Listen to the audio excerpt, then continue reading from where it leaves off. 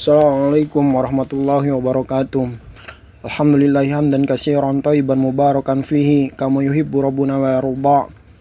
Asyhadu an la ilaha illallah wahdah la syarika la wa asyhadu anna Muhammadan abduhu wa rasuluh.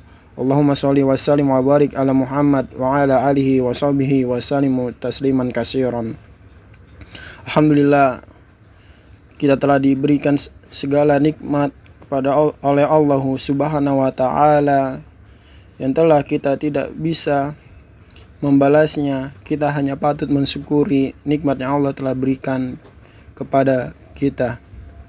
Dan selawat serta salam semoga tersampaikan kepada Nabi Muhammad sallallahu alaihi wasallam beserta keluarganya, para sahabatnya, dan orang yang selalu istiqomah mengikuti jalan Rasulullah sallallahu alaihi wasallam. Amin.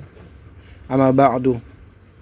Saya akan mereview dari apa yang disampaikan para pemateri, yaitu rekan saya Siti Rahiyatul dan Sita Nur Saadah, yang berjudul sejarah singkat hijrahnya Nabi Muhammad SAW ke Habasyi dan Islamnya Hamzah bin Abu bin Abdul Muthalib dan Umar bin Khattab radhiyallahu anhu. Yang pertama adalah hijrahnya Nabi Muhammad SAW ke negeri Habasyah. Setelah beberapa hambatan, gangguan, dan siksaan dari kaum kafir Quraisy yang diunjukkan kepada Nabi Muhammad SAW, keluarganya, dan para umat Muslim pada masa saat itu, Nabi Muhammad SAW menganjurkan kepada para sahabat dan para pengikutnya untuk menghindar dari gangguan tersebut dengan berhijrah ke negeri Habasyah atau yang dikenal dengan negeri Ethiopia di bagian Afrika sana. Dan atas anjuran tersebut berangkatlah rombongan pertama yang terdiri dari 10 laki-laki dan 4 orang perempuan. Kemudian disusul oleh rombongan yang lain yang mencapai jumlahnya hampir 100 orang. Beberapa yang berhijrah pada tahap pertama tersebut adalah yang dipimpin oleh Utsman bin Affan radhiyallahu anhu dan istrinya Ruqayyah, Zubair bin Awam, Abdurrahman bin Auf, dan Ja'far bin Abu Thalib. Semoga Allah meridhoi mereka. Setelah sampai di negeri Habasyah, mereka mendapat sambutan yang baik dari Raja Najasyi. Perlakuan Raja Najasyi terhadap kaum muslimin sangatlah baik. Ia menjanjikan atau mengizinkan umat muslim untuk beribadah dengan sebaik-baiknya. Tak kala kafir Quraisy datang meminta Raja Najasyi untuk mengembalikan umat Islam ke Mekah, ia menolaknya, dan bahkan kaum muslimin diberikan tempat tinggal yang nyaman dan diperbolehkan tinggal selama-lamanya dengan aman. Sementara Rasulullah SAW tetap tinggal di Mekah, mengajak kaumnya untuk menyembah Allah dan menerima ajaran yang ia bawa. Usaha Nabi Muhammad SAW tidaklah sia-sia. Terbukti beberapa tokoh yang berpengaruh pada masyarakat Quraisy masuk Islam. Di antaranya adalah Hamzah bin Abdul Muthalib, paman beliau yang masuk Islam pada tahun ke-6 kenabian, dan Umar bin Khattab radhiyallahu anhu. Dengan masuknya kedua tokoh besar Quraisy ini, besarlah atau semakin besar kekuatan Islam dan semakin bertambah kekuatan Islam. Kekejaman kaum kafir Quraisy semakin menjadi-jadi dan korban penyiksaan bertambah banyak. Kemudian Rasulullah SAW memerintahkan kepada umatnya untuk hijrah ke Habasyah, menyusul saudara mereka yang telah lebih dahulu hijrah ke sana. Pada hijrah kedua ini, sahabat Nabi yang ikut berjumlah sekitar 100 orang. yang terdiri dari 83 laki-laki dan 17 orang perempuan. Hijrah kedua ini dipimpin oleh Ja'far bin Abu Thalib radhiyallahu anhu. Karena kebaikan Raja Najasyi kepada umat Islam pada saat itu, kaum kafir Quraisy mengutus Amr bin As dan Abdullah bin Rabi'ah membawa hadiah untuk Raja Najasyi. Mereka berharap permintaan mereka agar umat Islam dikembalikan ke Mekah dikabulkan oleh Raja Najasyi. Kemudian Raja Najasyi mempertemukan kaum muslimin dan utusan kafir Quraisy untuk dimintai penjelasan yang sebenarnya terjadi. Wakil umat Islam pada saat itu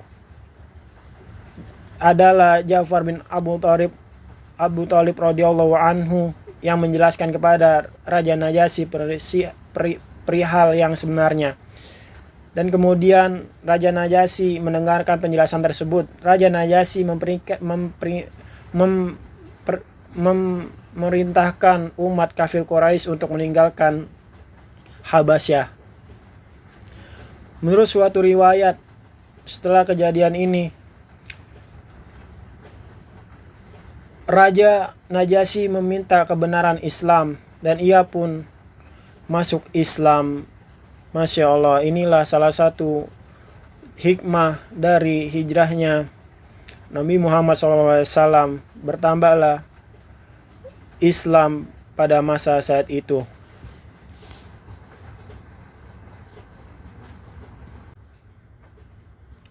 Dan selanjutnya adalah masuknya Islam kepada Hamzah bin Abi Thalib dan Umar bin Khattab radhiyallahu anhu ajmain.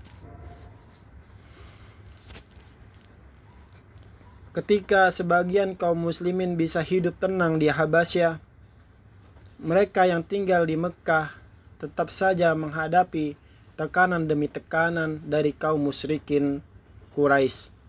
Di tengah-tengah penekanan inilah datang dua kabar gembira dan pemberi semangat bagi kaum muslimin pada masa saat itu, yaitu masuknya dua orang yang berpengaruh atau tokoh yang berpengaruh pada kaum Quraisy, yaitu Hamzah bin Abdul Muthalib dan juga Umar bin Khattab radhiyallahu anhu.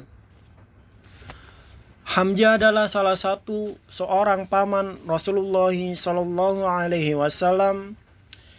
Beliau adalah putra Abdul Muthalib dan saudara ayah Rasulullah SAW, yaitu Abdullah bin Abdul Muthalib. Selain itu, Hamzah dan Rasulullah SAW merupakan saudara persusuan karena keduanya pernah disusui oleh Suwaibah, budak wanita yang dimiliki Abu Lahab. Walaupun statusnya paman bagi Rasulullah, tetapi usia mereka berdua tidak terpaut jauh. Hamzah radhiyallahu anhu lebih tua sekitar 2 tahun dari Rasulullah sallallahu alaihi wasallam.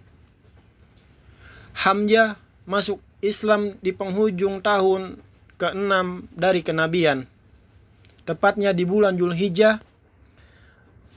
Dan selanjutnya bagaimana kisah keislaman Hamzah bin Abdul Muthalib radhiyallahu anhu. Mengenal sebab keislamannya adalah pada suatu hari Abu Jahal melewati Rasulullah SAW di Bukit Safa.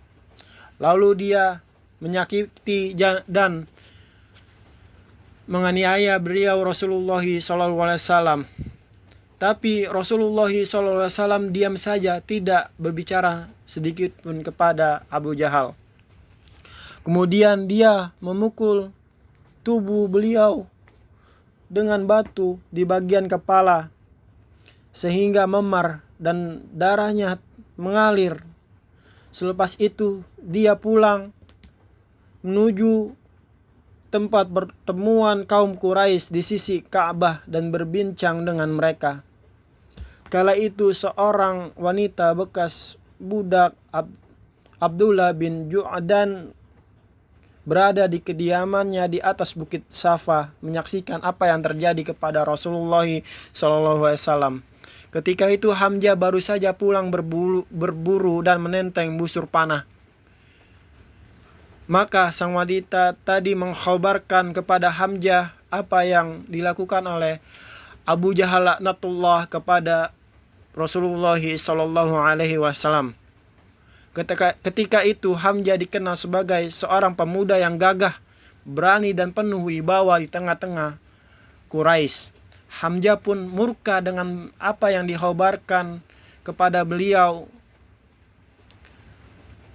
dan langsung bergegas pergi dan tidak peduli dengan orang yang menegurnya. Hamzah pun fokus mengincar Abu Jahal untuk memberikan pelajaran kepadanya. Ketika Hamzah masuk Masjidil Haram, dia langsung bertemu Abu Jahal dan langsung membentak Abu Jahal. Dengan Hamzah berkata, "Ya musafir istah, engkau berani memaki-maki keponakanku padahal aku sudah memeluk agamanya." Kemudian Hamzah memukul Abu Jahal dengan gagang busur panah dan membuatnya terluka. Melihat hal itu, sebagian orang Bani Makhzum atau kabilahnya Abu Jahal terpancing emosinya. Lalu ini direspon oleh Bani Hashim, kabilah Hamzah. Dan singkat cerita, lalu Abu Jahal berusaha melerainya. Dan dia berkata, "Biarkan Abu Imarah, sebab aku memang telah mencaci maki keponakannya dan dengan cacian yang amat jelek." Dan singkat cerita, keislaman Hamzah pada mulanya adalah sebagai pelampiasan kejahatan Abu Jahal, di mana dia tidak tertahan dengan hinanya seorang bekas budak. Kemudian Allah melapangkan dadanya untuk Hamzah bin Abi Thalib radhiyallahu anhu untuk memeluk Islam. Dia pun menjadi orang yang berpegang teguh terhadap agama Allah dengan al-urwatul usqa, dan dia menjadi sebab kebanggaan kaum muslimin pada saat itu. Dan selanjutnya adalah masuknya Islam kepada Umar bin Khattab radhiyallahu anhu. Di tengah iklim yang sama pula, seberkas cahaya yang terang benderang yang pertama kembali menyinari jalan.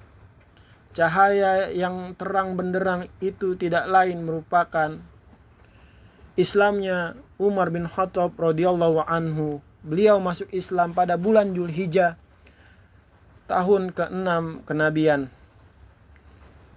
berjarak 3 hari setelah Islamnya Hamzah radhiyallahu anhu.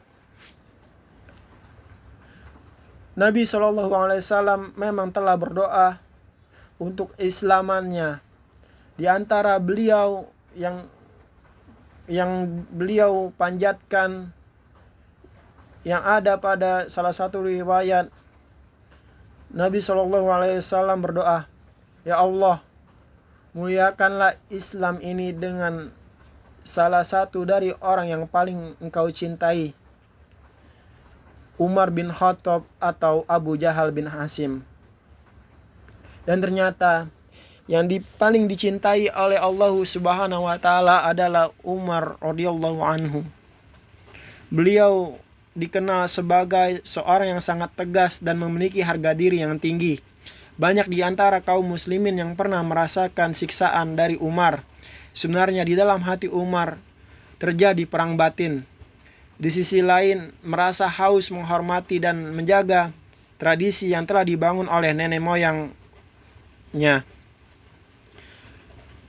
Di sisi lain, dia sangat kagum pada mental baja kaum muslimin dalam menghadapi berbagai cobaan untuk menjaga akidah yang benar. Di hati Umar muncul berbagai keraguan dalam dirinya. Sebagai orang yang kritis, muncul keraguan di hati Umar. Jangan-jangan apa yang disuruh oleh Islam ini lebih agung dan lebih suci. Suatu malam Umar di luar rumahnya, kemudian pergi menuju Masjidil Haram dan masuk ke dalam tirai Ka'bah. Pada saat itu Rasulullah SAW telah berdiri melakukan sholat dan membaca surat Al-Haqqah.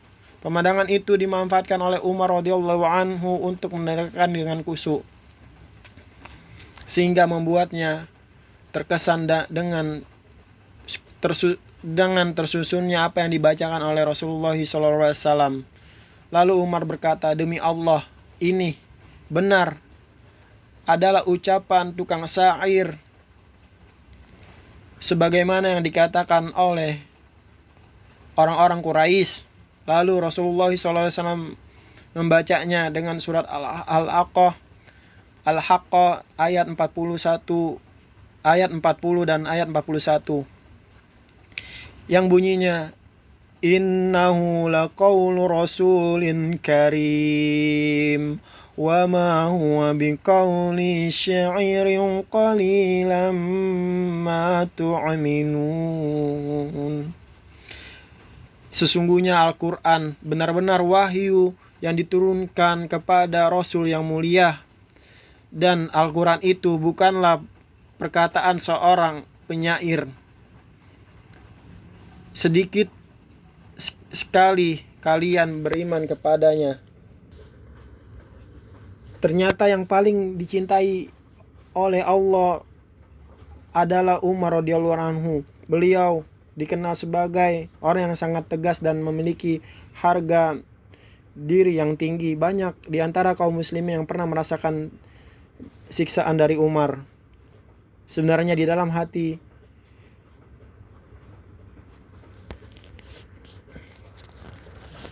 lantas Umar berkata, "Kalau bukan ucapan penyair, maka adalah ucapan tukang sihir." Rasulullah SAW bersabda,